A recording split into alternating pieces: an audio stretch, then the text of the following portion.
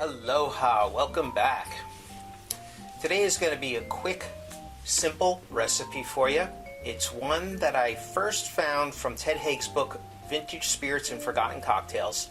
It's one of my favorites, and recently it resurfaced. It was brought up on a message board that I really enjoy by Martin Duderoff, and he even put it in the PDT cocktail app.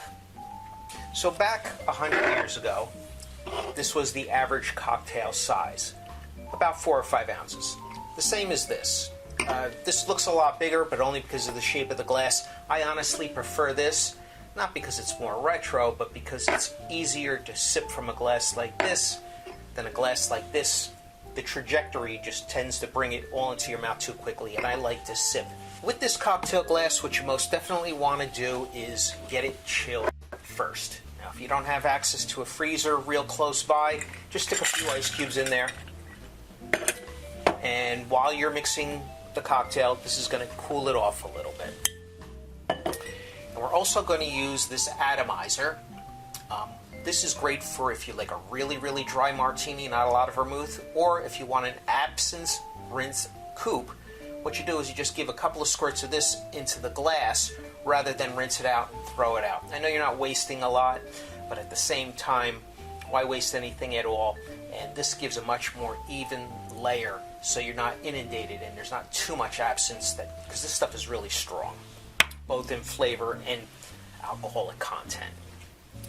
The other thing I'm going to be doing is, while I always favor fresh fruit, always, just makes the drink so much better. I was watching another YouTube video guy, and he says that he likes regular orange juice better with this cocktail. I've had it several times with fresh orange juice, so I'm going to try it with this. When you pasteurize something, especially juice, this probably has more sugar than soda. What you're doing is it's cooking. You're not boiling it, but you are heating it so slowly. You're taking out all the vitamins, you're concentrating the flavors, you're getting more sugar in there. So if I have to go that route, I'm going to try one of these slightly pasteurized juices, like this brand from Florida, only because it's the only one I could find in my supermarket, and it's not really cooked a lot, and you still get a lot of freshness. So I'm going to try it with that. Let's give this a good shake. Do 1.5 ounces of this. The difference between the recipe in the book and the recipe on the app is the measurements. One calls for 1.5 of orange juice, 1.5 of gin. The other one calls for 2 ounces of gin and only 1 ounce of orange juice. I'm going to do a combo of the both. So, I'm going to put the ice in first. Orange juice.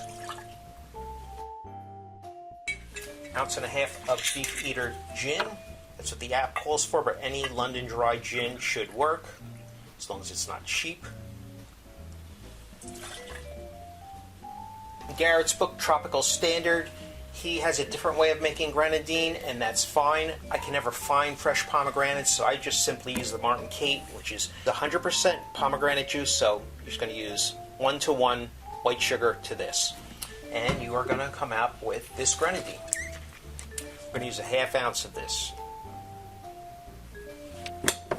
We're going to shake.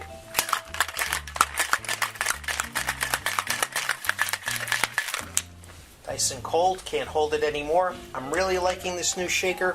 I know you always see me use this one, and I do tend to like that, but this is just so much easier to use, and it's got a built-in measurer.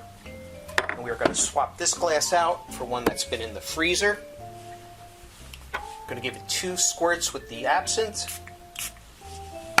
Very, very thin film. And this has a strainer built in, but I'm going to double strain it anyway.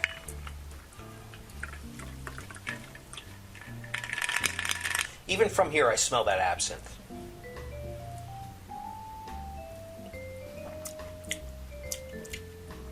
Completely different cocktail when you use any type of orange juice that isn't fresh squeezed. But this slightly pasteurized or lightly pasteurized, mostly fresh stuff, honestly, it tastes too much like the orange juice you'll get in a diner.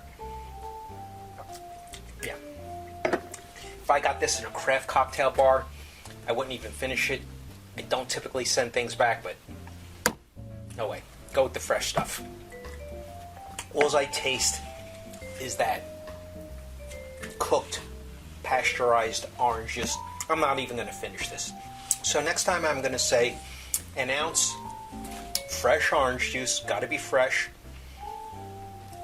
half ounce of grenadine syrup, and an ounce and a half of Beefeater, because I have had it with 2 ounces of gin and an ounce and a half. Just tastes better like this. You can scale it any way you like, but I'd rather have a second cocktail than to have too much all in one. Anyway, you live and you learn. Until next time, cheers, mahalo.